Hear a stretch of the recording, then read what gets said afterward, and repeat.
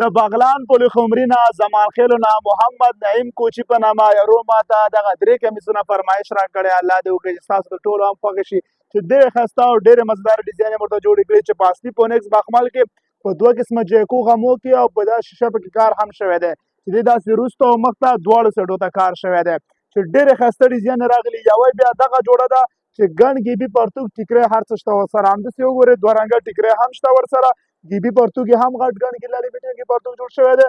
دا هم په اصلي فونیکس بخمل کې په 2 قسمه غمو کې. یوه یې دا د ماشومانو جوړه مې ورته جوړه کړې ده، دې سره هم ټیکری هر څه شته دی.